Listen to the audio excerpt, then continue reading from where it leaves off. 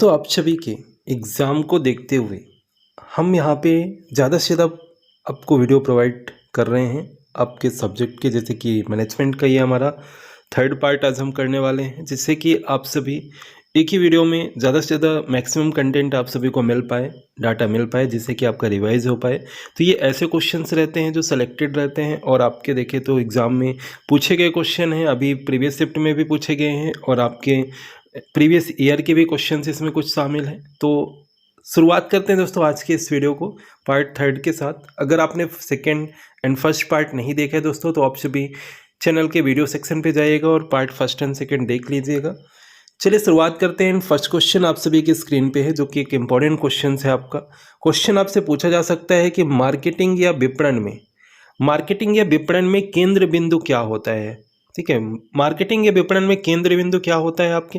दोस्तों देखिए, मार्केटिंग अगर हम देखें, मार्केटिंग या विपणन अगर हम बात करें, इसमें जो केंद्र बिंदु होता है ना, ये एक तरह से कौन होता है, वो होता है आपका ग्राहक, कस्टमर होता है। कौन होता है दोस्तों, आप सभी को याद रखना है कि जो इसमें केंद्र बिंदु होता है कौन होता है आपके, तो कस्टमर होता है दोस्तों, ग्राहक आपके इसका केंद्र बिंदु होता है। ठीक है, मार्केटिंग या विपणन में।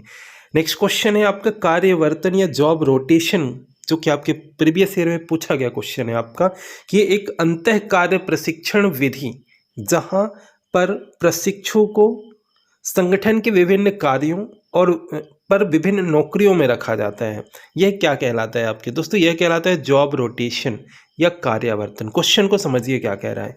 एक अंतः कार्य प्रशिक्षण विधि जहां पर प्रशिक्षु को संगठन के विभिन्न कार्यों पर विभिन्न नौकरियों में रखा जाता है, तो वह क्या कहलाएगा, जॉब का रोटेशन, यानी कार्य का कार्यावर्तन। ठीक है, जॉब रोटेशन। ठीक है, नेक्स्ट क्वेश्चन है कि पब्लिक लिमिटेड जो कंपनियां होती हैं, पब्लिक लिमिटेड कंपनियों में नकदी के रूप में जो शेयर धारकों को वापसी प्राप्त होना क्या कहलाता है। दोस्तों याद रखिएगा, ये लाभांश कहलाता है। क्या कहलाता है, लाभांश। ठीक है, पब्लिक लिमिटेड कंपनियों में नकदी के रूप में जो शेयर धारकों को वापसी प्राप्त होना क्या कहलाता है, वो कहलाता है आपका लाभांश कहलाता है। ठीक है, नेक्स्ट है विपणन मिश्रण शब्द, मोस्ट इंपॉर्टेंट क्वेश्चन दोस्तों, स्टार्ट लगा लीजिएगा। विपणन मिश्रण शब्द जो है आपका, ये किसने प्रतिपादित किया था आपके, तो आप सभी को याद रखना है फिलिप कोटलर के द्वारा। दोस्तों किसके द्वारा प्रतिपादित किया गया था, मोस्ट इंपॉर्टेंट है, फिलिप कोटलर के द्वारा प्रतिपादित किया गया था। ठीक है, नेक्स्ट है आपका प्रीवियस ईयर का क्वेश्चन है आपका, पूछा गया है इंपॉर्टेंट क्वेश्चन कि TQM का फुल फॉर्म क्या होता है। दोस्तों TQM का फुल फॉर्म होता है टोटल क्वालिटी मैनेजमेंट। ठीक है, आपको ऑप्शन कैसे देगा दोस्तों, याद रखिएगा, ऑप्शन कैसे देगा, कंफ्यूज करने के लिए आपको ज़्यादा चीज़ें सेम दे देगा, जैसे total quantity management, total quality management, तो आपका राइट आंसर ही है। इसी तरह से और भी आपके चेंज करके ऑप्शन दे देगा। ठीक है, तो आपको आंसर दोस्तों क्या करना है, याद रखना है कि टोटल क्वालिटी पे आपको देखना है, quality management, total quality management. ठीक है, नेक्स्ट क्वेश्चन है तुलन पत्र या जो बैलेंस शीट होती है, इसमें किसका विवरण है।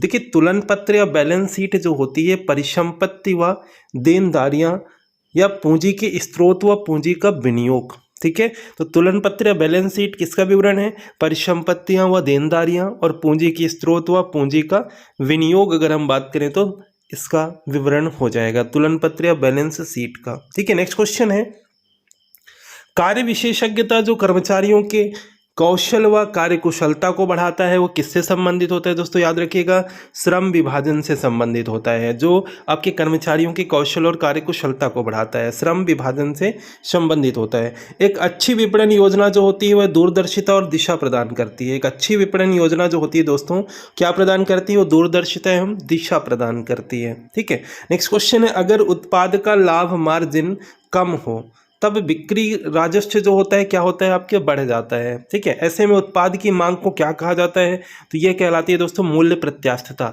अगर उत्पाद का लाभ मार्जिन कम है, कोई भी प्रोडक्ट है उसमें अगर आपको लाभ मार्जिन प्रॉफिट जो है आपको कम हो रहा है, तो बिक्री राजस्व क्या हो जाएगा, बढ़ जाएगा।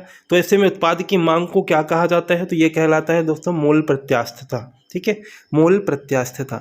नेक्स्ट है किसी भी संगठन में जिम्मेदारियों का एक अदृश्य स्तर माना जाता है जो प्रबंधन के सर्वोच्च स्तर से फैलते हुए सबसे निचले स्तर पर विस्तारित होता है, इसे क्या कहा जाता है दोस्तों, इसे कहा जाता है, मोस्ट इंपॉर्टेंट है, समादेश श्रृंखला कहा जाता है, जो कि आपके कहलाती है चेन ऑफ कमांड। एक चैन, एक सीरीज बनी हुई है। किसी भी संगठन में जिम्मेदारियों का एक अदृश्य स्तर होता है जो आप सभी को दिखता नहीं है, पर प्रबंधन के सर्वोच्च स्तर यानी कि जो आपका शीर्ष प्रबंधक हो गया, मध्य प्रबंधक हो गया, निम्न स्तर का प्रबंधक हो गया, तो एक तरह से ये एक श्रृंखला चली आ रही है, चेन ऑफ कमांड। ठीक है, किसी भी संगठन, किसी भी संस्था की अगर हम बात करें, डाटा का एक संग्रह जिसे अलग अलग लोगों द्वारा इस्तेमाल किए जाने के लिए डिजाइन किया जाता है, वो क्या कहलाता है दोस्तों? वो कहलाता है डेटाबेस। क्या कहलाता है? डेटाबेस कहलाता है। ठीक है, उपभोक्ता के लिए निर्माता से एक उत्पाद लाने में शामिल विभिन्न संगठनों के क्रम को किस रूप में निर्दिष्ट किया जाता है? इसे किया जाता है चैनल ऑफ डिस्ट्रीब्यूशन, जिसे हम जानते हैं वितरण सारणी के रूप में। किस रूप में? वितरण सारणी के रूप में जानते हैं। ठीक है, मोस्ट इंपॉर्टेंट है। नेक्स्ट है, किस विधि में कर्मचारियों को कंपनी के लाभ का एक हिस्सा प्राप्त होता है? तो लाभ सहभाजन में। किस विधि में? लाभ सहभाजन में कर्मचारियों को कंपनी के लाभ का एक हिस्सा प्राप्त होता है। ठीक है, नेक्स्ट है, बही खाते में जर्नल से खाते में डेबिट और क्रेडिट मदों को स्थानांतरित करने की प्रक्रिया क्या कहलाती है दोस्तों? पूछा गया क्वेश्चन है, यह कहलाती है प्रविष्टि। क्या कहलाती है? प्रविष्टि कहलाती है। ठीक है, लोक लेखा समिति किस प्रकार की समिति होती है? तो यह एक नियंत्रक समिति होती है। लोक लेखा समिति जो होती है आपके किस पर, अगर हम देखें लोक लेखा समिति किस पर नियंत्रण रखती है, तो ये सार्वजनिक वित्त पर नियंत्रण रखती है, जो लोक लेखा समिति होती है। प्रबंधकों के प्रशिक्षण एवं विकास में कौन सहायक होता है? तो प्रबंधकों के प्रशिक्षण एवं विकास में अगर हम देखें तो संगठन सहायक होता है। कौन सहायक होता है? संगठन सहायक होता है। ठीक है, जहां लेखा कर्म समाप्त हो जाता है वहां पे क्या आता है? वहां पे आता है आपका अंकेक्षण।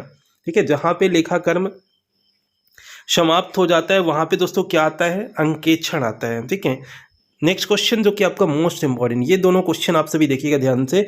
पूछा जाए कि औपचारिक संगठन में सत्ता का जो प्रभाव है किस ओर चलता है? अगर आपसे पूछा जाए अनौपचारिक संगठन में सत्ता का प्रभाव किस ओर चलता है, तो अनौपचारिक संगठन में नीचे से ऊपर की ओर। ठीक है, बॉटम टू टॉप अनौपचारिक संगठन में। और अगर आपसे पूछा जाए औपचारिक संगठन में किस ओर चलता है दोस्तों, तो याद रखिएगा ऊपर से नीचे की ओर, यानी कि टॉप से बॉटम की ओर। ठीक है, तो अनौपचारिक में बॉटम टू टॉप एंड औपचारिक में टॉप टू बॉटम। ठीक है, मोस्ट इंपॉर्टेंट है, पूछा जा सकता है। नेक्स्ट है, सत्ता का एक स्थान पर सिमट कर न रहना बल्कि इसका हस्तांतरण होना क्या कहलाता है? तो सत्ता का प्रत्यायोजन। ठीक है, सत्ता का प्रत्यायोजन कहलाता है। एक स्थान पर सिमट कर न रहना बल्कि उसका हस्तांतरण होना। ठीक है, प्रबंधकीय कार्यों के लिए मंच कौन तैयार करता है दोस्तों? तो याद रखिएगा संगठन तैयार करता है। ठीक है, दो या दो से अधिक व्यक्तियों के तत्वों, विचारों और भावनाओं का आदान प्रदान क्या कहलाता है? तो ये तो कहलाता है आपका संप्रेषण। ठीक है, क्या कहलाता है दोस्तों? संप्रेषण कहलाता है। किसी ठेकेदार के माध्यम से भर्ती हो तो वह क्या कहलाएगी? तो किसी ठेकेदार के माध्यम से भर्ती होगी तो वह प्रत्यक्ष भर्ती कहलाएगी। ठीक है, क्या प्रबंध प्राकृतिक विज्ञान की भांति एक निश्चित विज्ञान है या नहीं? देखिए, निश्चित विज्ञान नहीं है। अगर हम बात करें, आपने पढ़ा है कि प्रबंध क्या है? प्रबंध कला और विज्ञान दोनों है, अगर हम बात करें। ठीक है, नेक्स्ट है, प्रधानमंत्री कार्यालय किस प्रकार का अभिकरण माना जाता है? तो ये एक स्टाफ अभिकरण माना जाता है। ठीक है, जब कोई कंपनी हानिग्रस्त होती है तो ब्रांड धारकों को ब्रांड पर ब्याज भुगतान करना अनिवार्य है या नहीं? यह अनिवार्य नहीं होता है दोस्तों। जब कोई कंपनी हानिग्रस्त होती है तो ब्रांड धारक जो होते हैं ब्रांड पर जो ब्याज का भुगतान करना अनिवार्य नहीं होता है। निर्देशन के किस सिद्धांत के अनुसार कर्मचारियों को निर्देशन केवल एक वरिष्ठ अधिकारी से प्राप्त होना चाहिए? तो यह सिद्धांत है दोस्तों, आपको याद रखना है, एकात्मकता का सिद्धांत। ठीक है, एकात्मकता का सिद्धांत।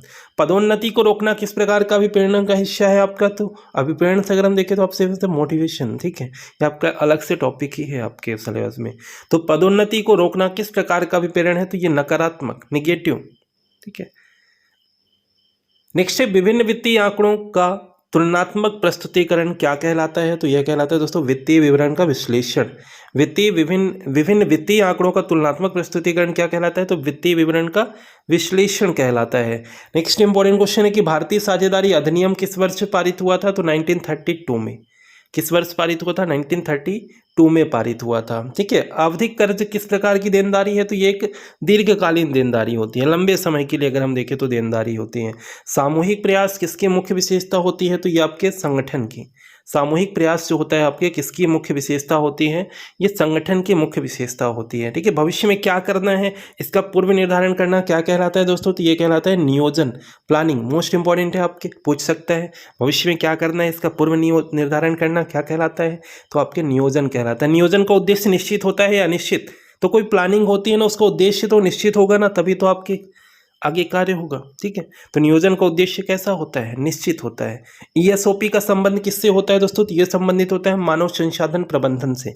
किससे संबंधित होता है, मानव संसाधन प्रबंधन से संबंधित होता है। अगर आपसे पूछा जाए कि संगठन को सत्ता का औपचारिक ढांचा किसने कहा था, इंपॉर्टेंट है आपका, औपचारिक ढांचा किसके द्वारा कहा गया था, तो लूथर गुलिक के द्वारा कहा गया था। किसके द्वारा कहा गया था, लूथर गुलिक के द्वारा कहा गया था। ठीक है, वस्तु और सेवा के उपभोग में इकाई वृद्धि करने पर प्राप्त होने वाले जो लाभ होता है उसे क्या कहा जाता है, उसे कहा जाता है वस्तु और सेवा की सीमांत उपयोगिता।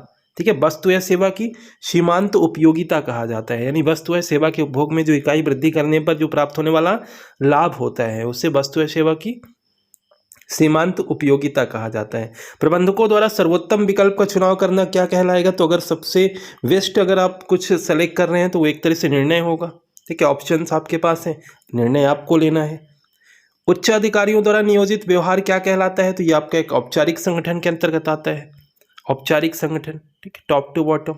अनौपचारिक बॉटम टू टॉप, याद रखिएगा जो प्रीवियस हम कर रहे हैं। नेक्स्ट है स्टॉक किए गए माल के आकार व प्रतिशत की विशेषता को कौन दर्शाता है दोस्तों, तो ये तो आपके इन्वेंट्री दर्शाता है, कितना स्टॉक है। ठीक है, उसके बारे में जानकारी तो इन्वेंट्री के द्वारा मिलेगी। नेक्स्ट है नेतृत्व की पुरानी विचारधारा नेता के विषय में क्या कहती है, कि नेता जन्म लेते ही तैयार नहीं किए जाते। ठीक है, नेता जो होते हैं जन्म लेते हैं, तैयार नहीं किए जाते हैं। अगर हम देखें नेतृत्व की पुरानी विचारधारा नेता के विषय में अगर हम देखें तो कहती है। वित्तीय विवरण किसका भाग होता है, तो वित्तीय विवरण तो आपके लेखांकन का भाग है। वित्तीय विवरण किसका भाग है, लेखांकन का भाग है। हमने देखा विपणन का मुख्य बिंदु किसे कहा जाता है, ग्राहक को कहा जाता है। किसी का आत्मविश्वास जागृत करना, अब किसी का आत्मविश्वास कॉन्फिडेंस जागृत करना क्या कहलाएगा दोस्तों, आप उसे मोटिवेट कर रहे हैं, प्रेरित करना आसान है आपके लिए। ठीक है, नेक्स्ट है लेखांकन की दोहरा लेखा प्रणाली किस प्रकार की पद्धति में आती है आपके, तो ये एक वैज्ञानिक पद्धति होती है, वैज्ञानिक पद्धति। विक्रेता की सूची में एक वस्तु के बारे में विशिष्ट विवरण क्या कहलाएगा, उत्पाद मद कहलाता है। ठीक है, विक्रेता की सूची में एक वस्तु के बारे में विशिष्ट विवरण उत्पाद मद, प्रोडक्ट का। ठीक है, प्रोडक्ट मद। नियोजन द्वारा निर्धारित लक्ष्यों की प्राप्ति के लिए किसका निर्माण आवश्यक है, तो नियोजन द्वारा निर्धारण की अगर हम बात करें लक्ष्यों की प्राप्ति का किसका निर्माण आवश्यक है, संगठन का निर्माण आवश्यक है आपके। वित्तीय विवरण और बही खाते मुख्य रूप से किससे संबंध रखते हैं दोस्तों, तो आप सभी को याद रखना है वित्तीय लेखांकन से संबंध रखते हैं। वित्तीय विवरण और बही खाते मुख्य रूप से किससे संबंध रखते हैं, आपको याद रखना है वित्तीय लेखांकन से संबंध रखते हैं। ठीक है, किसी व्यक्ति को यदि उत्पाद विक्रय करवाने के लिए दिया गया कोई धन, जैसे कोई भी प्रोडक्ट है, अगर आप उस प्रोडक्ट को सेल करने के लिए किसी को हम कुछ जो देते हैं, जैसे कि आपके धन देते हैं, राशि देते हैं, तो वो क्या कहलाता है, वही तो आपके कमीशन कहलाता है। ठीक है, किसी प्रोडक्ट पे कि आप इसको सेल कराओ, हम आपको इतना देंगे, 10%, 20%, वो आपकी क्या है, कमीशन है। ज़्यादा से ज़्यादा क्वेश्चन आप समझ के कर सकते हैं। कार्मिक प्रबंधन किसका नया रूप है, तो ये भी आपके देखें तो मानव संसाधन प्रबंधन का नया रूप है। ठीक है, कैसे लगे दोस्तों क्वेश्चन आप सभी को, इंपॉर्टेंट क्वेश्चन हमने यहाँ पे सेलेक्ट किए थे जो कि आपके पूछे जाने की संभावना बनती है आपके। तो दोस्तों नेक्स्ट पार्ट जल्दी आपको मिलेगा, बस आपको करना क्या है, वीडियो को लाइक एंड शेयर कीजिएगा। आप सभी सपोर्ट करें, ज़्यादा से ज़्यादा शेयर करें दोस्तों के साथ, अपने व्हाट्सएप स्टेटस पे आप लगा सकते हैं, जिससे कि ज़्यादा से ज़्यादा लोगों की हेल्प होगी, क्योंकि अभी कई शिफ्ट में आपका एग्ज़ाम होना है। अभी लगभग अगर हम देखें तो अभी 26 to 30 डेज अभी आपका एग्ज़ाम चलने वाला है। शेयर कीजिए, मिलते हैं नेक्स्ट वीडियो में। इसी तरह से आपका अगर ऐसा कोई टॉपिक, ऐसा कोई सब्जेक्ट जहाँ से आपका अभी कवर नहीं हो पा रहा है, रिवाइज नहीं हो पा रहा है, आप बता सकते हैं। ठीक है दोस्तों, हम नेक्स्ट वीडियो जो लाने वाले हैं ना, हिंदी का आपके लाएंगे, जहाँ से हम रचनाओं से क्वेश्चन करने वाले हैं, क्योंकि आज ही हमने देखा एनालिसिस, रचनाओं से क्वेश्चन बन रहे हैं आपके। ठीक है, लिंक डिस्क्रिप्शन में है, व्हाट्सएप टेलीग्राम ज्वाइन कर सकते हैं, PDF वहाँ से आपको मिल जाएगा। मिलते हैं नेक्स्ट वीडियो में, थैंक यू।